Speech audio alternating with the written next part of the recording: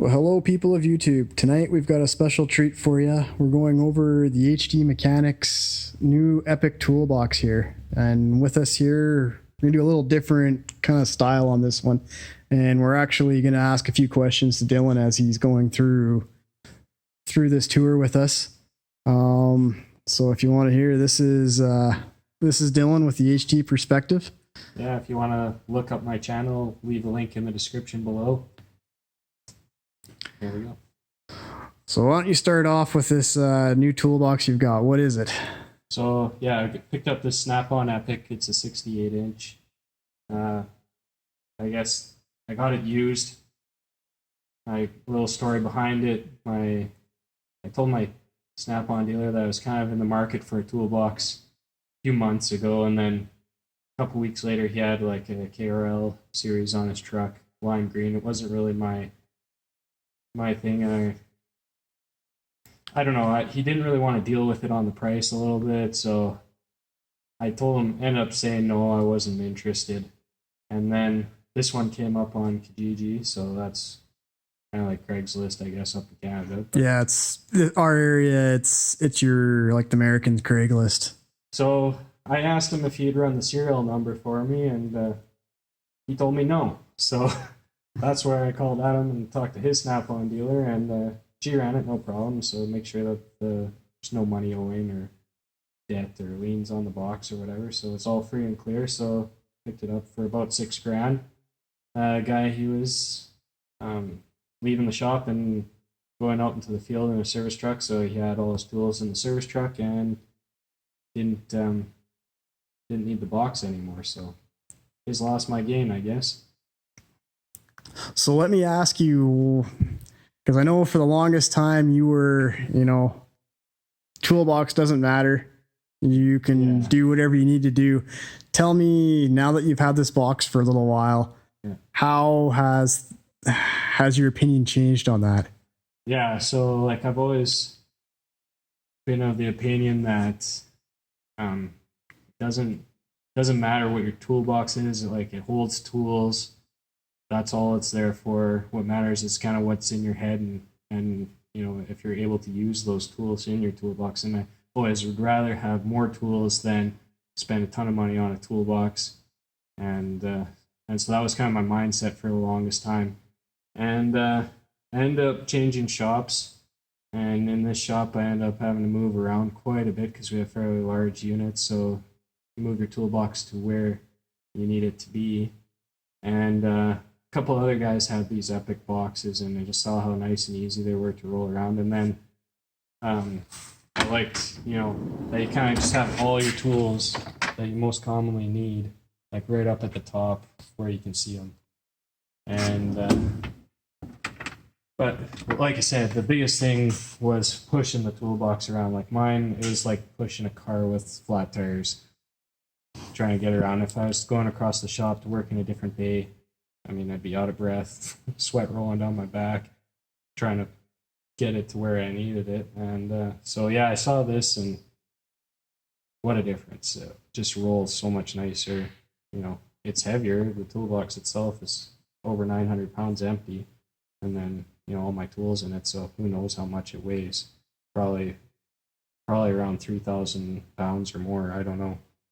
Yeah, the weights get up there pretty quick. And like I said, for me, my big thing I noticed with it, when you get to these bigger toolboxes, these more expensive toolboxes, as Dylan showed earlier, when he pulls this drawer out, it just keeps going and going.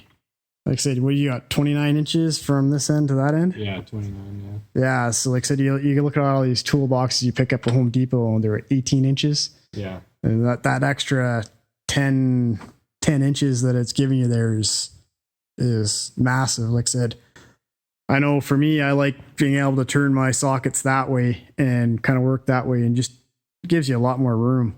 Yeah, like before I had all my sockets kind of scattered amongst 2 or 3 drawers, and I had chrome sockets in one drawer, impact sockets in another, and stuff like that. And this way, I kind of got everything all in one spot.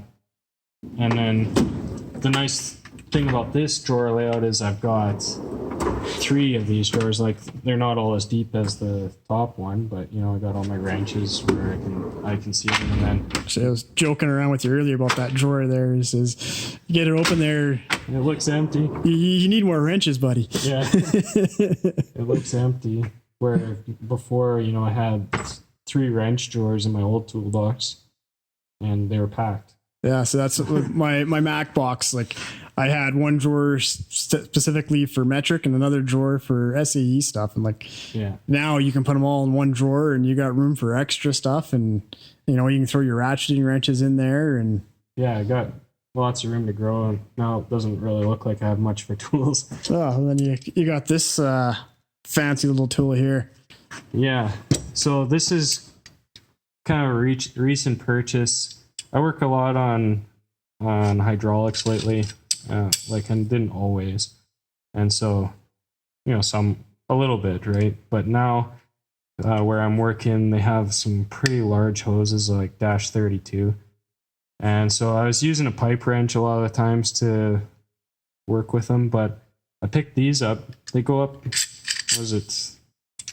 I think 3 inches, 3/8, like opening, like that's huge. So that's big enough for a -32 GIC fitting. I think that's your metric side on this side. Metric is 85 mil. Yeah, so that's a good size little wrench there. So like you're not going to be breaking loose fittings with this for sure. Like but just running them in and tightening them up or running them out, like that's half the battle with these large hoses, right? You're fighting with the hose. They don't like to bend. So I like this as opposed to, like, say, a crescent wrench. The crescent wrench backs off over time, right? Like you use it and it keeps wanting to back itself out. I find they're not overly precise too, just in their design. But this, when you're pushing on it, it actually squeezes the fitting. And since it's a smooth jaw, it doesn't mar the fitting, but you know, you get a good grip on it and chances of slipping go down dramatically. Yeah, so with what I do now, I'm working with pipe fittings for my new field, and I like that. Like I said, it doesn't mar things up, but you know that as you open it up, the jaws release a little bit, and they give you that little extra clearance. It makes it so much easier to ratchet. We'll say things on and off. Yeah, if you've got enough clearance, I mean, you can almost use it as a ratchet. It's just a natural feel. Like you can tell. Well, Kniepex is how you'd say it in German, but they've really put a lot of thought into how the tool was made and you know how a person's going to use it. That, and I find, you know, this one's not so much, but the one I have is next size down, and you can pretty much use it one-handed. Like I said, your fingers, like, comfortably, you can stretch pretty far and get the most of the travel with a hand to give you that kind of ratcheting option. Yeah, well, like I said, I guess when we're in here, we're going to ask you a couple of some of your game-changing tools, and I know you'd mentioned you like those Flank Drive Plus wrenches. Yeah, I've picked these up fairly early in my apprenticeship. I got a good deal on them. It's kind of one of the reasons why I got them. Yeah, they're expensive, but you see a lot of guys struggling sometimes with regular wrenches. And, you know, it's never really been a problem for me having rounded off bolts or anything like that. Like, these don't round off bolts. Like, they grip even though the open end, right? And so it's hard to quantify how much stress or problems you're avoiding by having them. But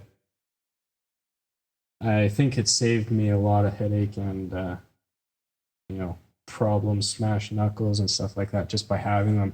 And anytime I use another wrench or something, you just totally feel it. I don't know, I wouldn't go back. I know they're expensive, but it's something I use every day. And when you think about it that way and the time that you spend using them, like, you know, I've had these wrenches for almost 10 years now, and you know, they're still perfectly fine. Yeah, no problems whatsoever. Using them every day, hard use, where, you know, maybe a Mastercraft or a Craftsman wrench or something, you know, they're not going to break either, obviously, but,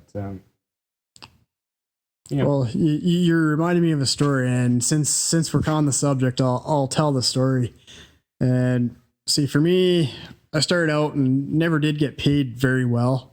and I did a lot of automotive work, and my specialty is front ends, and I did a lot of alignments. And I had the Mastercraft wrenches. They are awesome wrenches, especially for the money. Like I said, I don't think you can beat that Mastercraft Maxim series for the price for what you're getting. Yeah, they work awesome.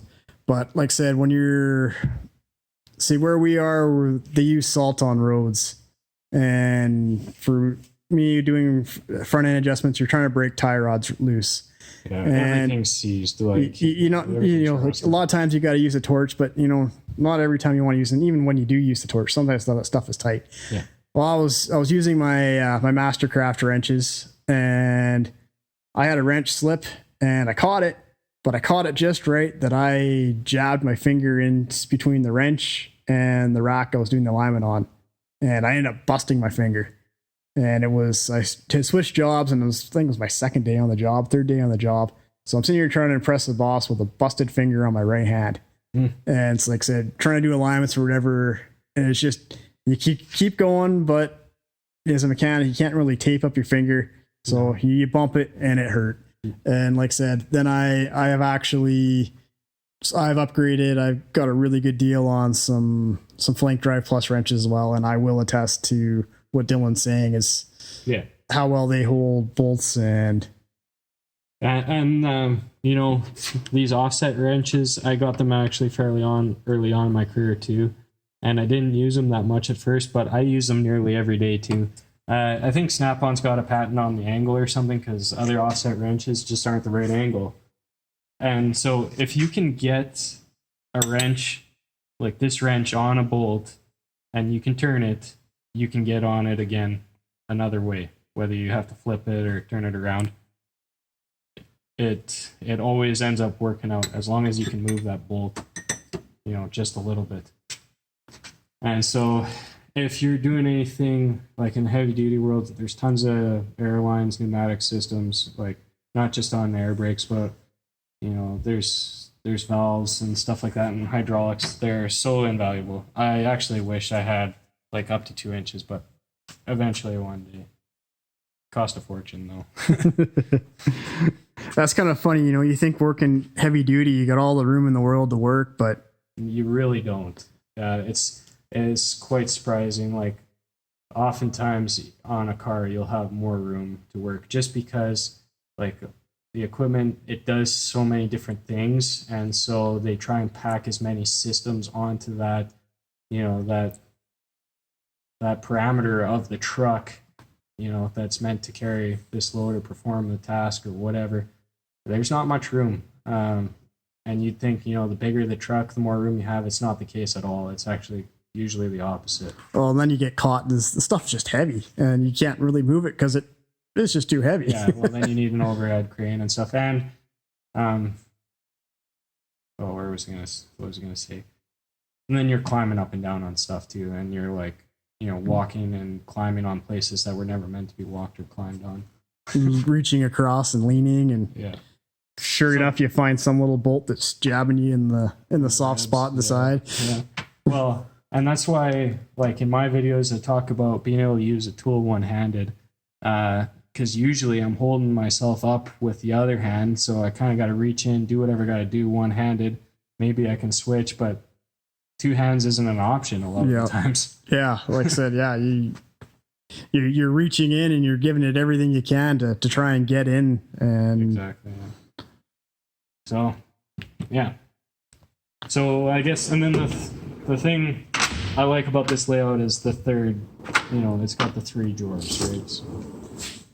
Yeah, it gives you that option. Like I said, I know with mine, I used to, when I first started out, I had my impact wrenches and stuff like that all up top with my sockets, but you start getting enough sockets and don't really have the room. Like you say, you see these 3 drawers and you've got them pretty full.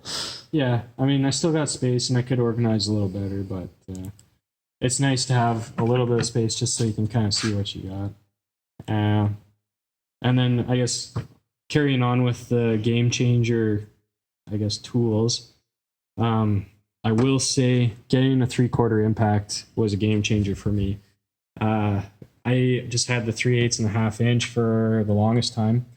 And, I made do because all the shops I worked at, usually 3/4 was a shop tool. And so I thought, well, if the shop's going to pay for it, I'll use their tool. But then, guys don't always put stuff back where it belongs, or they're using it when you need it and you're searching around, or the tool's broken or something. Nobody remembered to, send it in for repairs or get it replaced or something like that. Just a hassle. And then never mind that, like you're leaving your job, you're walking over to, the tool crib or whatever to get your 3/4. I said, finally had enough, and I picked this Snap-on one up off of eBay, and I thought to myself, even if the impact itself doesn't work, I can get a rebuild kit, throw it in there, and for, less than $500, I can have a working impact. And, they're a $1,000 item, so, it's not cheap. But luckily for me, the impact works great, lots of power and everything. And so now it's easy, I just got it in my toolbox whenever I need it. If I got a stubborn bolt, I just don't even hesitate. I grab the 3/4, whereas before I'd have my 1/2 inch and I'd just try and pound on it a little bit more, see if I could get it. Bop, bop, bop, bop, bop, bop. Yeah, just see if I could get it without having to go walk across the shop and try and find the 3/4. And yeah, imagine how much wear and tear that added to your 1/2 inch wrench. Yeah, well, I've had my 1/2 inch one rebuilt probably, I want to say at least 3 times, I think 4 times. So, but since I've got the 3/4, I've never had to. Well, you snapped the anvil straight off on your 1/2 inch. I've sheared the anvil right off, like seized it up, spit the guts out of the handle. I mean, it's been to hell and back. Another game changer. I had this set of 3 pry bars for the longest time, and this was my longest pry bar for many years. And you can tell, like, it's well used. It's got the capped end, mushroomed out. Beat on. But it's surprisingly resilient. But then I finally splurged and I got I think it's a 46 inch. This one's a Mac, but the Snap-on ones are good too, from what I've seen. A couple of the other guys I work with have them. Yeah, that's what I have with Snap-on, and I've got no complaints with them. Actually, you kind of reminded me of a story I just had with my Snap-on rep here. Was the last time she was in town, and they had a special where you buy, it was like a ball joint press tool, and if you bought that, then you got I think it was a 36 inch pry bar. And I kind of said to her, is like, I don't know, that 36 inch pry bar is kind of useless. Like I said, I got my 24 inch, because I've got the set of 4 that Snap-on had, a little tiny one, and then going up to 24 inch. And then I bought the 46 inch, and, when I want something I need to pry, I go straight for that 46. Like I said, You get that little extra, you don't have to work anywhere near as hard. Exactly. That's the biggest point, I think, is even if you could get it with this, why struggle? You just go for this, and it's just, you can like 2-finger it. Yeah, it's back to that one-handed operation, Exactly. Like, I don't know how many times where I've been trying to work on something, and I'll be reaching out with my toe, and with that extra length, I can reach with my toe and move with my toe, and my hands are still free to work on whatever I'm working on. So, yeah, like I said, for me, I think, if you're going to get a pry bar and you're debating, like, I can't quite afford that big one, buy the big one. Yeah. Because honestly, like, I use this one more than I use all of these 3 combined.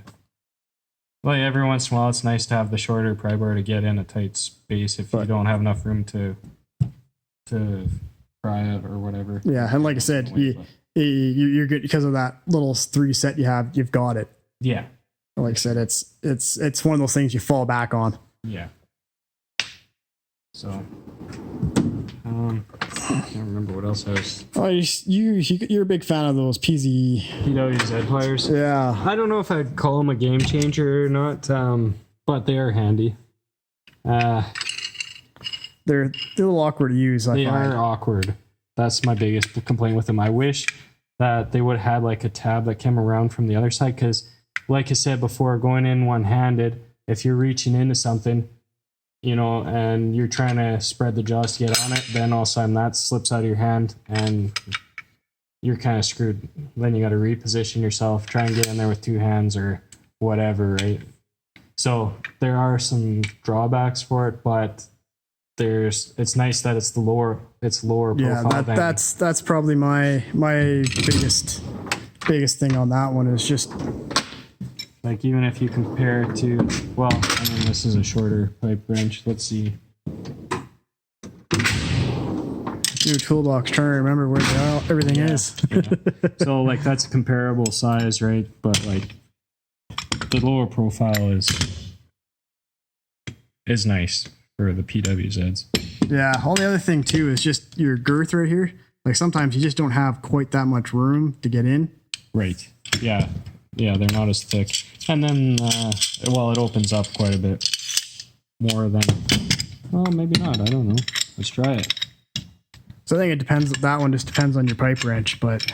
True. This is just a Mastercraft aluminum wrench. Or aluminium. Depending on which side of the pond you're on. Yeah. So, actually the pipe wrench does open up further. I could go a little bit more, but I'm running out of thread here. Yeah, I don't know how much I'd really trust it when you get it that pulled out. Like I said, I don't know, maybe if I was using a rigid, then maybe I would, but. Well, I've reefed on this thing. I put my big snipe on it. I've never had a problem. Boss didn't hear that. No.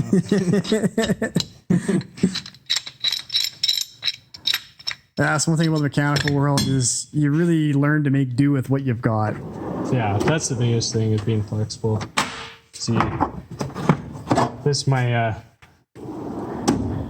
not really a game changer, but I've had this pipe for a long time. Me and this pipe go way back, but you've got a special bond. Yeah, it slides over there. It hasn't let me down yet. Like I said, you find that pipe and it works for you just right. Like I said, I've got one in my toolbox that fits over my wrenches.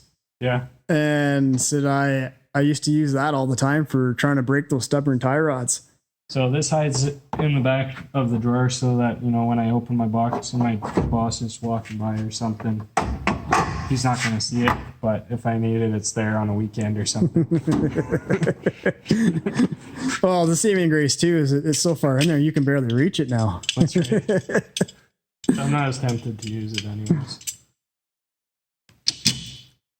Actually, don't tell my Snap-on dealer, but I put that one on this ratchet and snapped it pretty good. So. Oh yeah, you actually managed to break one. Break this guy? Yeah. Oh yeah, it snapped right off here. Yeah. I've snapped my 1/2 inch too, and I wasn't even sniping it. Like I was just pushing on it. I've broken this. I was wondering about that because I used to use those, and like I said, I never use a breaker bar. I've always used my ratchet. My ratchet's always stood up to everything I've ever given it. Well, but like I said, I know one time we were purposely trying to break the journeyman I trained under. We're trying to break his ratchet because he wanted a new one because he had it for so long, and we couldn't break it. And we had a pretty good, I think we had a 4-foot snipe on the end of it, and we were twisting it. I can't remember what we were trying to break free with it, but yeah. Well, I've stripped the gears in the inside of these probably 2-3 times on this one, and like I said, I've snapped this one off. Trying to remember. Anyways, they do break for sure. But yeah, if I'm really gonna be pushing on it, that's when I get this guy out, and then I slide my pipe over the end, and I haven't been able to break it, but it's so coarse that it's not gonna break. Yeah, you're only using that one for persuasion and torque. You're not using it to get the job done per se. Yeah. So, actually, I have. And if you're getting into that kind of game change, but that's when you start pulling out your 3/4 inch impact. Yeah.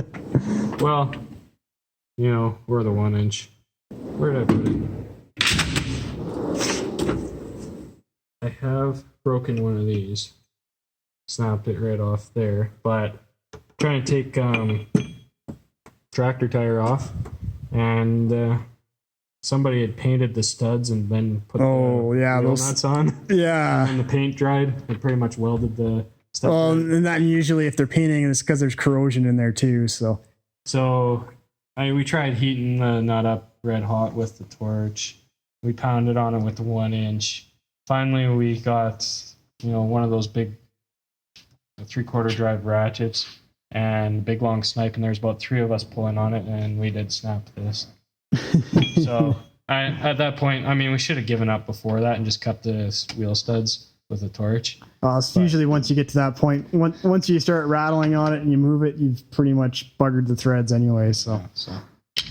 But sometimes it's one of those things to vent some frustrations. Kind of a challenge or something, I don't know. Or a great story for later. Yeah. I guess that was another thing that you mentioned to me is your 90-degree impact there. Yeah, I don't really use it a whole lot, and sometimes I wish I had a little more power, but when you do need it, it's really useful. I mean, yeah, you can hand ratchet things out, but why would you want to take, an hour to do something that you could do in 5-10 minutes with that? If you're a flat rate guy, I mean, I don't know if heavy duty, there's too many guys that get paid flat rate, but that would probably be a tool to pick up. Not in this area anyway. No. Yeah, I don't know. I get paid hourly. I used to be actually salary, but with the oil price crashing the way it did, they changed it. So now they can tell us to stay home and they don't have to pay us, I guess. Save a penny where they can. Yeah. But, yeah. Actually, you know what? I'm interested to see.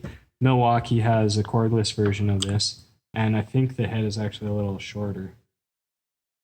So I'd be curious to take a look at that if you're considering something like that. And it's cordless too. You don't have to worry about the hose. But yeah, for the amount I use it, I would say I'd almost rather have an air tool than worry about having another battery kicking around that's just kind of going dead, not being used. I guess if it's one of those, if it's along the line that something you have lots of batteries for, you can share, then not a big deal. But yeah, if you only got the kind of, you're not really invested in the Milwaukee platform, then maybe not. So you got anything else cool you want to show us here? No, I don't know. If you're looking at doing a stainless top or a butcher block top for your box, you can take a look at getting a sheet of a puckboard or HDPE, high density polyethylene. You can get it in a 4x8 sheet. Just go to your local plastics, specialist or whatever supplier, and then I just cut it with the table saw, and it's pretty tough. You should be able to take a pretty good beating with that, and it'll protect the top of your box. Yeah, it's corrosion resistant. I mean, or chemical resistant. It's the same thing that like plastic bottles like this are made out of. So, oil or Varsol or grease or whatever is not going to damage it at all.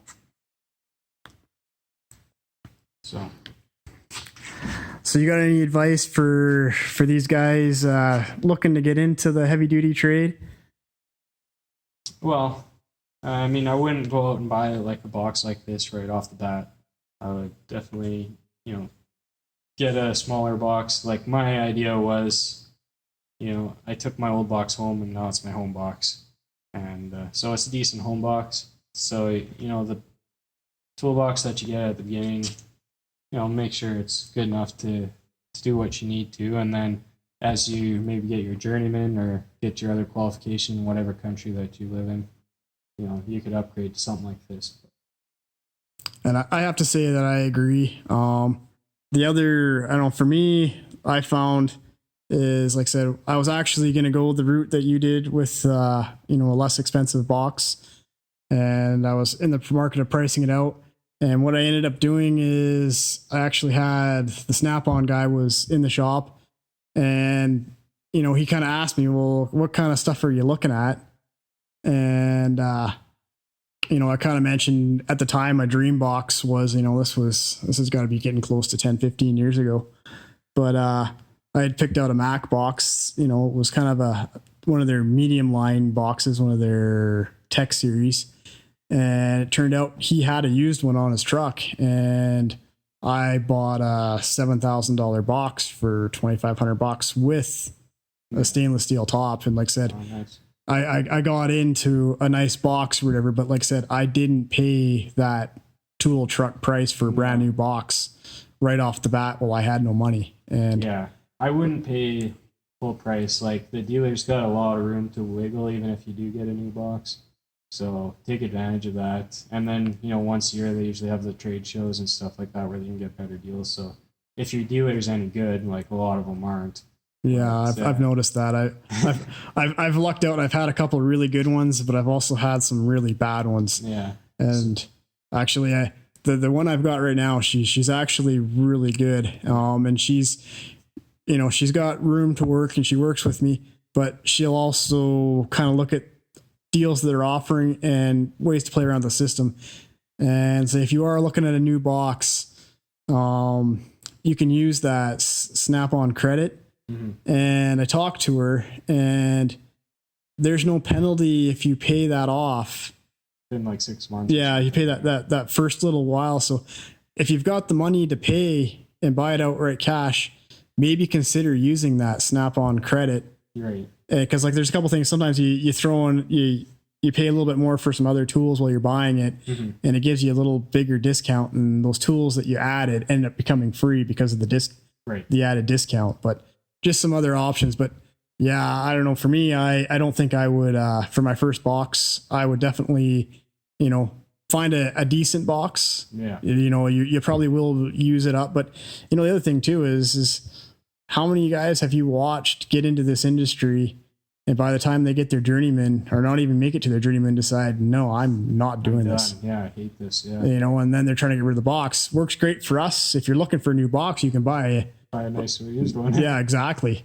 Like I said, I've bought all my boxes actually have come used, and I think I don't even know if I'm at $5,000 yet for the 5 boxes I have.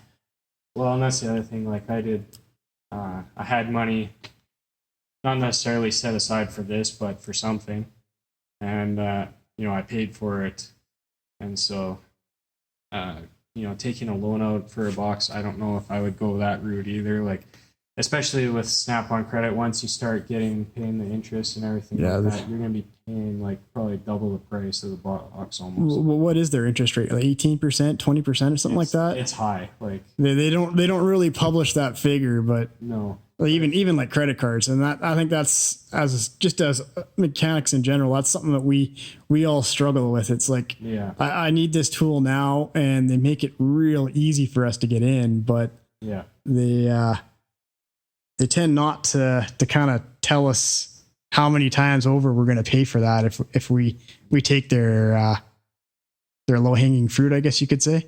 Yeah, do your homework. That's the biggest thing, I guess. Make sure that you can afford it. Buy the best stuff that you can afford.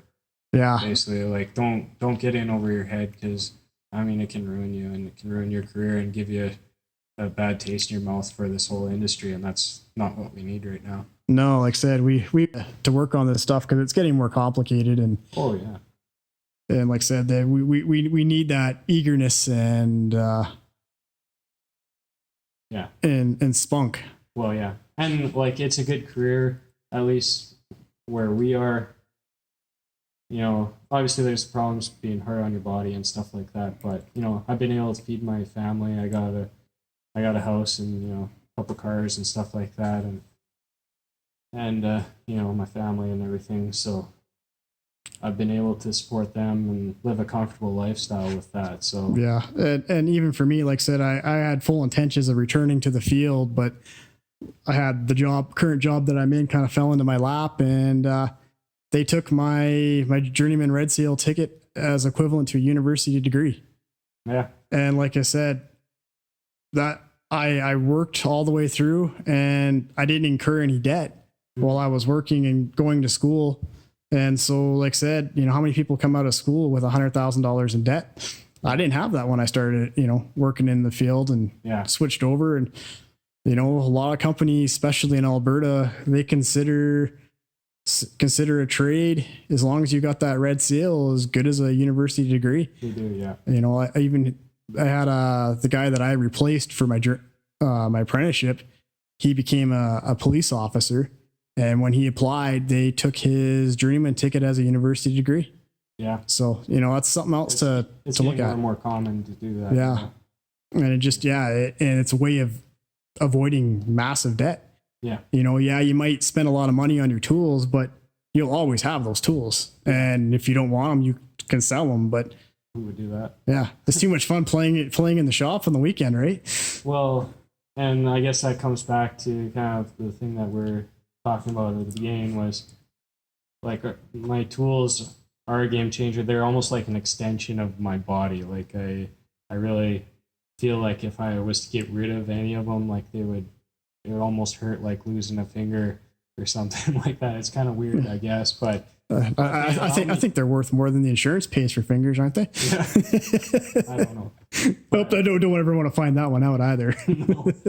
But like they allow me to do so much more. You know, I've learned to work with them, and they've become an extension of your body, and so they mean a lot. And then the time that it's taken to find the things that you like that work for you, and you know, to look for the good deals and stuff, and you kind of buy it all along. So, you know, it adds up, and it becomes quite valuable to you. Yeah. Well, and that's the thing. That's the other thing for me. I've found it, you know, be quite a lot of fun is searching the internet, looking at Craigslist, looking at Kijiji, trying to find deals on tools because they're definitely out there. Like I think I priced out what I had in Snap-on stuff, and if I would have paid full retail for it, I was just absolutely blown away by the number. And you know, I started looking back on what I actually had into it, and it's a fraction. Like it's you know, it's not even, you know, a percentage, it's a fraction. And so, like I said, there's definitely ways to get nice stuff for less money. That's true. And kind of going back to the original topic of why I, you know, eventually moved up to this box instead of, you know, my old box, or just keeping my old box going, which I was kind of happy with. But, you know, when I first started, I worked with like a bunch of guys that are kind of cocky, kind of jocks or whatever, and they went on the truck and they got the big huge box, and I don't know what kind of payment plan they arranged or whatever, but they never say that. They have this huge giant box, and then they act like a total idiot or whatever, and they don't know what they're doing, and then you're fixing their screw ups. And so that kind of put a bad taste in my mouth. I didn't want that kind of image that was associated with that box. But I don't like, I think this is a little bit different. Like it's not over the top. It's definitely kind of what I need. And so I'm comfortable with it. And it's interesting. I've noticed from a few different people anyways, that, you know, nothing's changed. I still have the same things in my head, same brain, same tools for the most part. You know, I've picked up a few little things here and there as I've gone along, but people respect me a lot more with this box, and I don't know why, but they see that you're invested in the trade, I guess, is the biggest thing. Like, you're willing to put your money where your mouth is, and you know, the box shows that. So yeah, that was the other next thing I was going to ask you about was like, how have you noticed, you know, guys in the shop, how their attitudes have changed now that you've got this box? Because I know you'd mentioned a couple of stories to me or whatever, you know, like your boss, and all of a sudden he sees you picking up this box and like, oh, here, why don't you use this truck? Yeah, well, you know, I was picking up this box, and then like, yeah, my boss just said, hey, why don't you use the work truck to go get it or whatever. And I was trying to figure out a way of getting it here, like if I need to rent a truck with a power tailgate or something like that, because it's really, you know, it's heavy. You're not going to lift it on your own. Even like 4 guys, I don't know, I don't think you could do it. Not without trashing it anyway. No. So lucky enough, you know, the guy picked it up from it was still at the shop, and he had an overhead crane, so we just slung it into the back of our 1-ton truck, and then we got overhead cranes here, so I dropped it off. But yeah, and then like when my boss saw it, he was genuinely impressed with it. So I don't know if, you know, if that translated to more raises down the road or something, but maybe. I don't know. But it's kind of a sign that you've kind of made it to a certain point in your. You've got a slight commitment level, you know, like I said, you got a fancy box now. They're kind of looking at you as like, yeah, he's not going anywhere anytime soon because he's got to pay for that box. They think you bought it off the Snap-on truck for. Well, and actually a lot of the guys, because it's in such good shape, a lot of the guys that I work with, or that see it, they're like, "Oh, I thought it was brand new," and they're surprised when I tell them I bought it used. So these deals are out there. You don't have to. You definitely don't have to pay the full price. Yeah, and just because it's a deal doesn't mean it's hot either. Like I said, but we made sure this one was checked with Snap-on, and we were good. I think the key is though to have patience too. Like, obviously the tool trucks are set up in such a way to kind of get you. Like, they want you to shiny. The truck.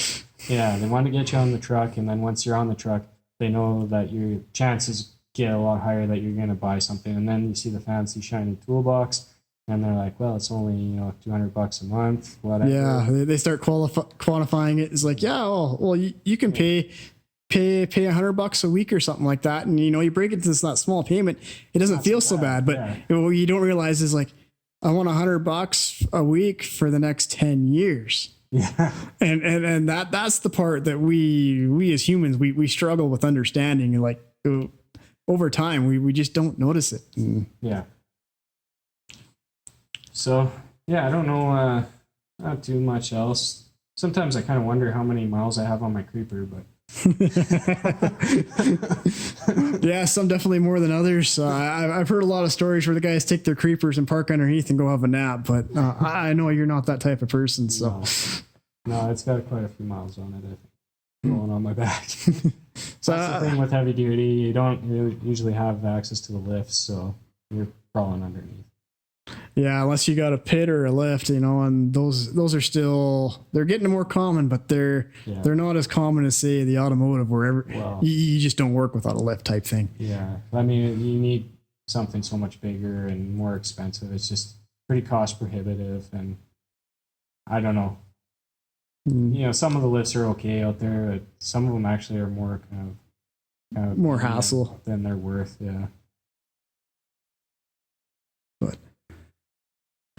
Well, I'd like to thank you for your time tonight and kind of going over your toolbox with me and answering my questions and giving me your perspective. Like I said, it's not something, me working on cars or whatever, I don't get to see this stuff all the time. So it's kind of nice to see. And I'm sure the viewers are in the same boat as me, it's a nice change of pace and different perspective. Yeah. Well, and we'll be working on more videos together in the future, I'm sure.